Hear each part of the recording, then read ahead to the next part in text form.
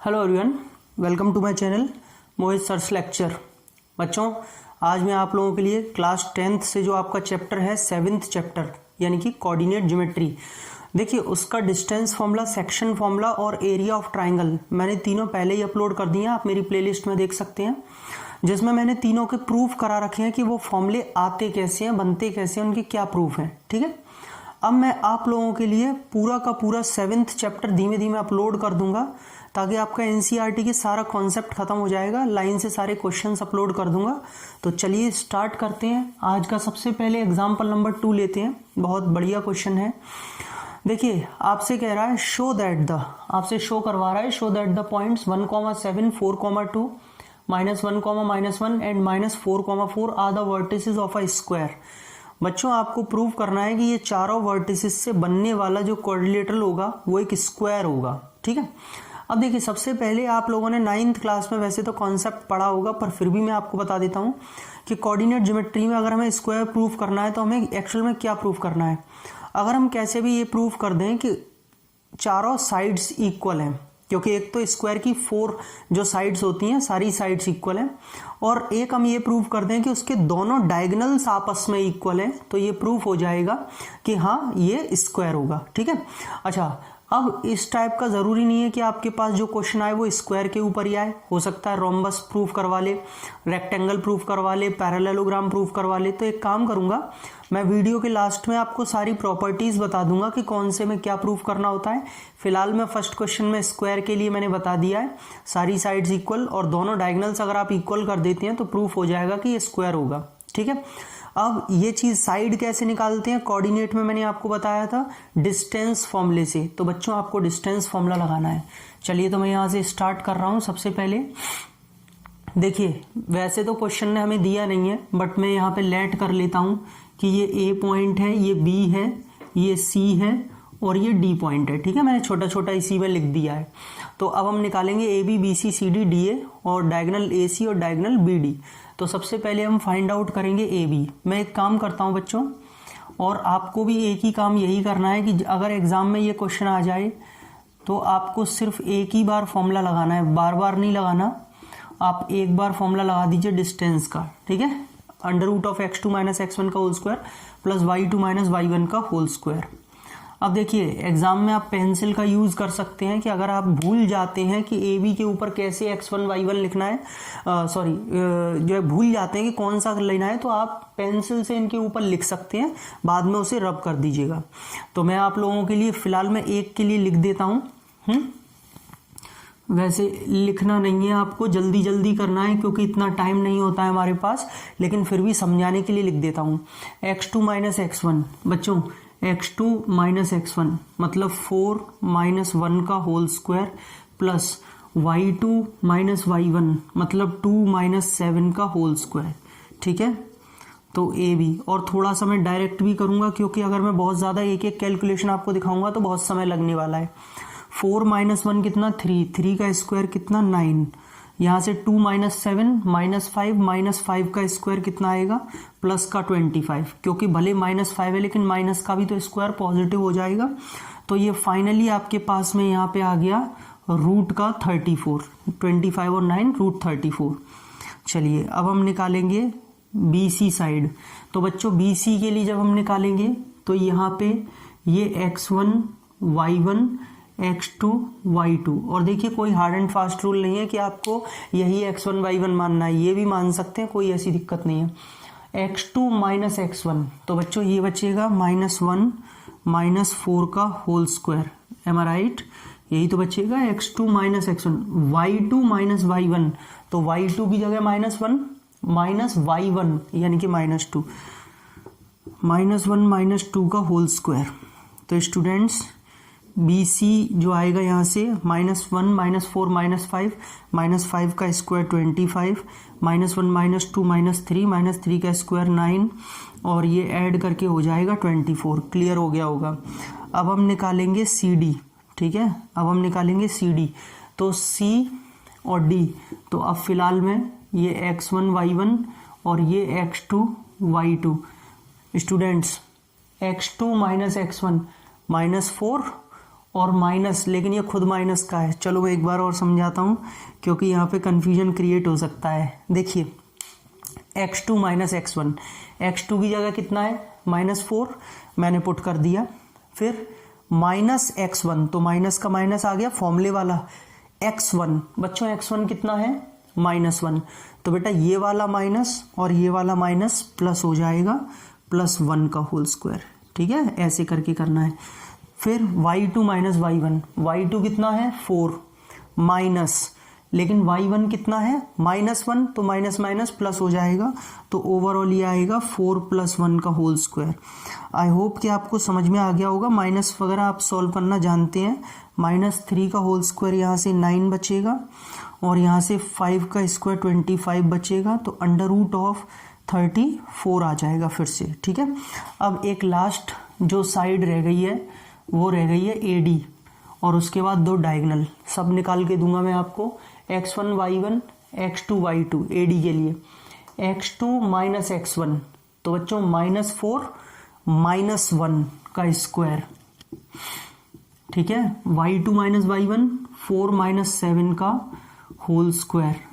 तो students AD यहाँ से कितना आएगा -5 का स्क्वायर वही 25, और ये -3 का स्क्वायर हो गया ना, -3 का स्क्वायर 9, यानी कि √34। तो आप देख पा रहे हैं साइड मेरे पास सारी इक्वल आ गई, AB BC CD DA। अब मुझे निकालना है डायगोनल AC, तो डायगोनल की बात कर लेते हैं। x1 y1 और ये x2 y2, तो x2 माइनस x1 मतलब -1, x2 की जगह माइनस, फिर x1 का whole square, y2 minus y1 -1 - 7 का होल स्क्वायर।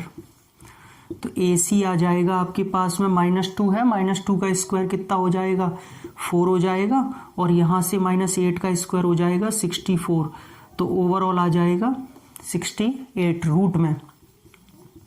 BD निकाल लेते हैं स्टूडेंट्स। BD के लिए x1 y1 और x2 y2 -4 का होल स्क्वायर प्लस 4 - 2 का होल स्क्वायर। ठीक है, क्लियरली दिख रहा होगा वैसे आप सभी को। और भैया ये भी मत कहिएगा लेंदी है, मैं क्या करूँ 6 साइड निकालनी है, तो लेंदी तो थोड़ा सा रहेगा। ठीक है, वीडियो थोड़ा सा लेंदी तो रहेगा बच्चों, सारी चीज़ें आराम आराम से समझाऊंगा तो क्लियरली लेंदी होगा थोड़ा। ये आ गया। अब देखिए आप लिखेंगे therefore AB = BC = CD = DA। एक तो चारों साइड इक्वल है, एंड AC जो डायगोनल है वो BD के इक्वल है। तो लास्ट में आप लाइन लिख देंगे एक, मैं लिख नहीं रहा हूँ आप लिख लीजिएगा, so it is a square. तो प्रूफ हो गया कि ये एक स्क्वायर है, क्योंकि चारों साइड आपस में इक्वल है, √34 और दोनों डायगोनल एक दूसरे के इक्वल है √68। ठीक है, तो आई होप आपको ये सेकंड एग्जांपल क्लियर हो गया होगा। देखिए स्टूडेंट्स, ये मैंने एग्जांपल नंबर 4 आप लोगों के लिए नोट कर दिया है। अभी उसकी प्रॉपर्टीज मैं आपको वीडियो के लास्ट में लिखा दूंगा। ठीक है, अभी मैंने बताया था ना स्क्वायर के लिए क्या, रेक्टेंगल के लिए, वो सब लिखा दूंगा। Find a relation between x and y। आपको x और y के बीच में एक रिलेशन फाइंड करना है, सच दैट, इस तरीके से कि दैट द पॉइंट, जो ये पॉइंट है x, y is equidistant from the points 7, 1 and 3, 5। बच्चों एक पॉइंट है ये वाला, ये इक्विडिस्टेंट है। इक्विडिस्टेंट का मतलब होता है इक्वल डिस्टेंस पर होना, किससे, इस वाले पॉइंट से और इस वाले पॉइंट से। तो आपको रिलेशन बताना है x और y में। मैं छोटा सा एक फिगर से समझाता हूँ। मान लेते हैं स्टूडेंट्स कि ये एक पॉइंट है P, x, y, और ये यहाँ से ऐसे करके A और B दो जो पॉइंट्स हैं, सपोज कर लेते हैं कि ये A है और ये B है, और इसको बच्चों मैं P पॉइंट से डिनोट कर देता हूँ। तो मान लेते हैं कि ये जो है PA जो है वो PB के इक्वल है, क्योंकि पॉइंट P A और B से इक्वल डिस्टेंस पर है। इसका क्या मतलब है कि PA डिस्टेंस PB डिस्टेंस के इक्वल है। ठीक है, अब देखिए एक मिड पॉइंट फॉर्मूला और होता है, कुछ बच्चे उसमें और इसमें बहुत कंफ्यूज्ड रहते हैं। वो कई बार इक्वी डिस्टेंट वाले में मिड पॉइंट फॉर्मूला लगा देते हैं, बट वो ऐसा गलत करते हैं, क्योंकि मिड पॉइंट का जो फॉर्मूला होता है उसका मतलब होता है कि ये जो P पॉइंट है वो उस AB लाइन पे लाई करना चाहिए। देखिए दोनों में फ़र्क समझ लीजिए। कुछ बच्चे बहुत बार गलती करते हैं अक्सर, वो कहते हैं कि सर अगर वो पॉइंट जो है वो अगर इक्वी डिस्टेंट है, दोनों पॉइंट से इक्वल डिस्टेंस पर है, तो मिड पॉइंट फॉर्मूला लगा दीजिए ना कि ये मिड पॉइंट हो गया। बट ज़रूरी तो नहीं है कि वो पॉइंट इस ए बी पर लाई कर रहा हो, ऐसे भी तो हो सकता है जैसे मैंने बनाया वो ए पी पॉइंट जो है इसकी लाइन से बाहर जा रहा हो, वो कहीं और हो लेकिन इक्वल डिस्टेंस पर हो। तो कभी भी इक्वी डिस्टेंट में मिड पॉइंट फॉर्मूला मत लगाइएगा। तुक्के में सही हो गया तो हो गया, वरना गलत होगा, और कर भी आओगे तो मेथड गलत है, एग्जामिनर नंबर नहीं देगा। जब तक मिड पॉइंट ना बोले तब तक इक्वी डिस्टेंट के लिए डिस्टेंस फॉर्मूला ही आपको लगाना है, ठीक है। चलिए तो मैं स्टार्ट करता हूँ यहाँ से। यानी कि अगर हम बात करें कि हमें क्या दिया है, तो स्टूडेंट्स हमें गिवन है कि पी ए जो है वो पी बी के इक्वल है डिस्टेंस। अब आप भी जानते हैं कि फॉर्मूला होता है x2 माइनस x1 का होल स्क्वायर। आप कहेंगे सर फॉर्मूला तो हमें पता है, आप क्यों जो है यहाँ पे लगा रहे हैं, टाइम वेस्ट होगा। मुझे कुछ आपको बताना है, टाइम वेस्ट नहीं होगा, चिंता मत करिए। एक्चुअली क्या है, दोनों में यही फॉर्मूला लगेगा। तो बच्चे कई बार कंफ्यूज रहते हैं कि सर मैंने तो दोनों में एक ही से डिनोट कर दिया है ना। एक्स भैया एक को स्मॉल से कर लीजिए, एक को कैपिटल से, वरना तो ऐसे ऐसे करके कैंसिल हो जाएगा ठीक है, चाहे भले दोनों की कोऑर्डिनेट्स अलग हैं फिर भी, तो आप जो है अलग से यूज़ करें। अच्छा एक बात और मुझे बोलना था कि आपको जब दिख रहा है इस पे भी रूट है, इस पे भी रूट है, तो क्यों ना मैं दोनों साइड स्क्वायर करके इन रूट्स को हटा दूं, squaring on both the sides, तो इसका रूट इसके रूट से हट जाएगा, हटा दिया, ठीक है। चलिए अब पी ए के लिए बात कर लेते हैं। पी ए के लिए तो पी ए दिखना चाहिए सिर्फ आपको। चलो मैं एक काम करता हूँ, यहाँ पे भी लिख देता हूँ, तो मैं आपको यहाँ से समझा दूंगा, ठीक है। P A x1 y1 x2 y2 x2 minus x1 मतलब क्या होगा 7 माइनस एक्स। अच्छा कुछ बच्चे अगर इसे x माइनस 7 लिख लेंगे तो भी सही होगा, चिंता ना करें आप, क्योंकि इन सब पे स्क्वायर लगाए तो आप x माइनस 7 लिखिए या 7 माइनस एक्स लिखिए, एक ही बात है, ठीक है। तो यहाँ बच्चों मैं लिखता हूँ 7 माइनस एक्स का whole square, y2 minus y1 y2 minus y1 यानी कि 1 माइनस y का होल स्क्वायर। पी बी के लिए लगा लीजिए x1 y1 x2 y2 x2 minus x1 मतलब 3 माइनस x का होल स्क्वायर और वो 5 माइनस y का होल स्क्वायर। अब जैसा कि आप जानते हैं होल स्क्वायर ओपन करने के अलावा मेरे पास और कोई रास्ता नहीं है, तो मैंने ये इनके होल स्क्वायर्स ओपन करना स्टार्ट किया। देख लीजिएगा कहीं गलती ना हो जाए, वैसे तो होगी नहीं पर फिर भी ठीक है। A square plus b square minus 2ab, ये एक्स स्क्वायर से एक्स स्क्वायर, वाई स्क्वायर से वाई स्क्वायर कैंसिल हो चुका है। बहुत आराम से करेंगे। देखिए ये माइनस का 14x है, ठीक, और ये माइनस का 6x है। चलो मैं आपको एक एक करके शो करता हूँ। माइनस 6x जब इधर आएगा तो प्लस का 6x हो जाएगा। ये माइनस का 2y है, ये आपका माइनस का 10y है, जो इधर ट्रांसपोज होगा तो प्लस का 10y हो जाएगा, ठीक है। बाकी एक काम करते हैं, बाकी चीज़ों को इधर रहने देते हैं। 25 और 9 कितना हो जाएगा स्टूडेंट्स 34, और इधर से ये 1 और 49 कितना 50 उधर जाएगा तो माइनस का। तो स्टूडेंट्स माइनस के 14x में से अगर 6x गया तो माइनस का 8x, ये प्लस का कितना बचेगा, मेरे से गलती तो नहीं हुई, नहीं चलिए, प्लस का 8y इज इक्वल्स टू में आ गया बच्चों माइनस का 16। क्लियर है, कोई दिक्कत तो नहीं है। मैं एक काम कर सकता हूँ, इसे यहाँ पे आराम से -8 से डिवाइड कर सकता हूँ, तो ये इक्वेशन बन जाएगी x minus y is equals to 2। देखिए अब ये मत बोलिएगा कि सर आपने ऐसा क्यों किया, 8 से भी तो कर सकते थे। हाँ 8 से कर सकते थे, अगर आप 8 से करते तो minus x plus y is equals to -2 बनती। मैंने माइनस आगे दिख रहा था तो माइनस से भी कर दी, आपकी मर्जी है, इसमें कोई प्रॉब्लम नहीं है। तो this is the relation between x and y कि दोनों का डिफरेंस जो है 2 आ रहा है, ठीक है। तो x minus y is equals to 2, this is the solution of example number 4। I hope आपको क्लियर हो गया होगा। देखिए स्टूडेंट्स, ये मैंने आप लोगों के लिए एग्जाम्पल नंबर 5 लिख दिया है। यहाँ पे आपको बोला हुआ है find a point on y axis. आपको वाई एक्सिस पर एक ऐसा पॉइंट फाइंड आउट करना है which is equidistant from the points this and this, a और बी, ठीक है, जो इन दोनों पॉइंट से इक्वल डिस्टेंस पर है। अब आप कहेंगे सर अभी जैसा क्वेश्चन है बिल्कुल 4th में भी यही किया था, इक्विडिस्टेंट, लेकिन उसमें और इसमें थोड़ा फर्क है। वो पॉइंट हमें x, y दिया था, जबकि यहाँ पे हमें पॉइंट नहीं दिया है, बस बोला है कि वो पॉइंट y एक्सिस पर है। तो स्टूडेंट्स 9th क्लास में आप सब जानते हैं, आपने कोऑर्डिनेट पढ़ी हुई है कि कोई भी point, any point lie on the lie on the y axis, then it is in the form of 0, y। अगर कोई भी पॉइंट y एक्सिस पर पड़ा हुआ है तो उसकी फॉर्म क्या है, स्टैंडर्ड फॉर्म क्या होती है, 0, y। तो हम सबसे पहले, हमें यहाँ पे वही इसने हिंट दी है कि वो y एक्सिस पर है, तो हम पॉइंट को मान लेते हैं, let the point be p 0, y। वैसे हम ये लिख सकते थे, let the point on y axis be p 0, y।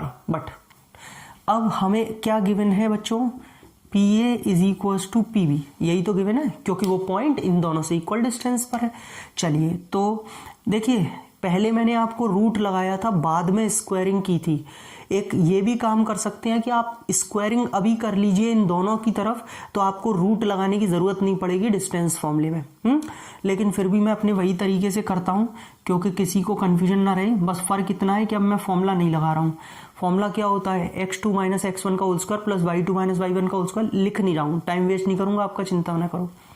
P A का मतलब है x1 y1 x2 y2, सही है। अच्छा, थोड़ी बहुत दिक्कत हो तो मैं लिख देता हूँ भैया, पता नहीं किसको दिक्कत हो जाए और फिर कहे सर फॉर्मूला भी नहीं लिखा, ओरली बता दिया। x2 माइनस x1 का होल स्क्वायर यानी कि 6 माइनस 0 का whole square plus y2 minus y1 5 minus y का होल स्क्वायर। स्टूडेंट्स, आप लोग पी बी इधर भी लगाएंगे, लेकिन इस बार x1 इसे मान लीजिए, y1 इसे, अच्छा 2 मानना है, 2 मान लीजिए। चलो, मैंने ध्यान से देखा नहीं कि नीचे मान रखा है इसे, है ना। x2 माइनस x1 मतलब माइनस 4 माइनस 0 का whole square plus y2 minus y1 तो 3 माइनस y का होल स्क्वायर। अब तो कर दूं squaring on both the sides, squaring कर दिया, रूट से रूट गया, तो ये 6 माइनस 0 6 का स्क्वायर 36, ये 5 माइनस वाई का स्क्वायर, ओपन कर दीजिए, a square plus b square minus का 2ab, इसे ओपन करेंगे तो पॉजिटिव 16 आएगा, माइनस 4 का स्क्वायर, और ये 3 का square 9 plus y square minus का 6y, वाई स्क्वायर से वाई स्क्वायर कैंसिल हो जाएगा। स्टूडेंट्स, 36 और 25 कितने होते हैं, 61, और ये माइनस का 10y है, ये इधर आके प्लस का 6y हो जाएगा, और ये 16 और 9 होते हैं 25, तो ओवरऑल माइनस के तो 4y बचे यहाँ पे, और 61 उधर जाके माइनस हो जाएगा, तो आपका कितना बचेगा, 16 में 25 35 36, माइनस का 36 बचेगा, माइनस से माइनस कैंसिल, y की वैल्यू आ जाएगी 9। कुछ स्टूडेंट्स यहीं पे छोड़ के आते हैं, लेकिन गलत है, आपका आधा नंबर कटेगा। उसने वो पॉइंट पूछा है आपसे, आपको यही नहीं छोड़ के आना है, तो आप लिख के आएंगे लास्ट में, therefore point is equals to p 0,9, क्योंकि आपने वो पॉइंट जो माना है वो 0,y माना है, और y की वैल्यू आपके पास क्या आई है, 9, तो वो पॉइंट हो जाएगा 0,9। क्लियर हो गया बच्चों। तो ऐसे करके आपका यहाँ पे ये जो एक्सरसाइज है 7.1 उसके सारे एग्जाम्पल्स यहाँ पे ख़त्म होते हैं। अब मैं आप लोगों के लिए एक्सरसाइज 7.1 अपलोड करूँगा। अगर आपको वीडियो अच्छी लगी हो तो प्लीज़ वीडियो को लाइक करें, शेयर करें। अच्छा हाँ, मुझे अभी आपको प्रॉपर्टीज़ और बतानी है वो सारी, तो मैं प्रॉपर्टीज़ बताता हूँ आपको। देखिए मुझे आपको प्रॉपर्टीज़ और बतानी थी, एक्चुअली मैं भूल गया, मैंने बोला भी था कि वीडियो के लास्ट में बताऊंगा। मैं आपको लिखा देता हूँ एक एक करके, आप लिख लीजिए। ऐसे बता देता हूँ, स्क्वायर, अगर आपको बच्चों स्क्वायर प्रूफ करने के लिए आता है तो आपको क्या शो करना है, all sides are equal to each other and diagonals are also equal to each other.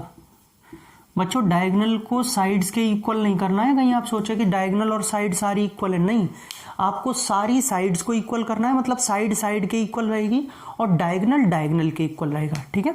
दूसरा, अगर आपको यहाँ पे रेक्टेंगल प्रूफ करने के लिए आता है कोऑर्डिनेट्स की हेल्प से, तो आपको प्रूफ करना है ऑपोजिट, और सब में डिस्टेंस फॉर्मूला ही लगेगा, ठीक है। ऑपोजिट साइड्स आर इक्वल, एक तो ऑपोजिट साइड्स इक्वल होनी चाहिए और डायगोनल्स एक दूसरे के इक्वल होने चाहिए, and diagonals are also equal. ठीक है, वही फिर से बोलूंगा, ऑपोजिट साइड अपने इक्वल और डायगोनल्स अपने इक्वल। डायगोनल साइड्स के इक्वल नहीं आएगी किसी के भी, ये ध्यान रखिएगा। फिर आप कहें सर आपने गलत तो नहीं बता दिया है। हाँ, अभी आप कहेंगे तो मैं थोड़ा बहुत फिगर से भी बता दूंगा। जैसे रोम्बस, रोम्बस में बच्चों क्या होता है, all sides are equal to each other, सारी साइड्स एक दूसरे के लिए इक्वल हैं, बट एंड नहीं, सॉरी, बट लेकिन इसमें एक ही फर्क होता है, डायगोनल्स इसके इक्वल नहीं होते, डायगोनल्स आर नॉट इक्वल, जिसकी वजह से ये स्क्वायर से अलग हो जाता है। और एक एंगल की तो प्रॉपर्टी यही है, एंगल इसमें 90 नहीं होते, बट एंगल का हमारे पास यहाँ कोई काम नहीं है। एक बात आती है बच्चों पैरेललोग्राम की, पैरेललोग्राम भी प्रूव करने के लिए कभी कभी बोल देता है। तो पैरेललोग्राम में क्या होता है, रेक्टेंगल जैसा ही है कि opposite sides are equal, opposite sides तो इक्वल होती हैं but diagonals are not equal, लेकिन डायगोनल्स जो होते हैं वो इसके इक्वल नहीं होते हैं पैरेललोग्राम के, जिसकी वजह से ये आपका रेक्टेंगल से अलग हो जाता है। तो अब क्या है आपके पास में कि आपको प्रॉपर्टीज पता है, तो प्रॉपर्टीज पता है तो जो भी प्रूफ करवाए बस आप प्रॉपर्टी याद कर लीजिए और प्रॉपर्टी के अकॉर्डिंग प्रूफ कर दीजिएगा। ठीक है, तो यहाँ पे ऐसे करके ये एक्सरसाइज अब खत्म होती है। आई होप आपको समझ में आ गई होगी। अगर आपको वीडियो अच्छी लगी हो तो प्लीज़ वीडियो को लाइक करें, शेयर करें, मेरे चैनल को सब्सक्राइब कर लीजिए, बिल्कुल फ्री ऑफ कॉस्ट होता है। बेल आइकन को हिट कर लीजिए ताकि आपको सारे नोटिफिकेशन मिले। कुछ बच्चे मुझसे पूछते हैं कि सर आपकी वीडियो कब आ गई, हमें पता ही नहीं चला, क्योंकि आपको नोटिफिकेशन नहीं मिलता। नोटिफिकेशन क्यों नहीं मिलता, क्योंकि आपने बेल आइकन को हिट नहीं किया हुआ है, जिसकी वजह से आप पे सारे नोटिफिकेशंस नहीं पहुंच पाते हैं। ठीक है, तो बेल आइकन को हिट कर लीजिए ताकि सारे नोटिफिकेशन पहुंचे। और मैं अपने डिस्क्रिप्शन में अपने पेजेस का लिंक दे दूंगा, Facebook page, Instagram page, Unacademy page. आपको जहां भी मुझसे जैसे भी ज्वाइन होना हो आप मुझसे ज्वाइन हो सकते हैं। Thank you so much. अगली वीडियो बहुत जल्द।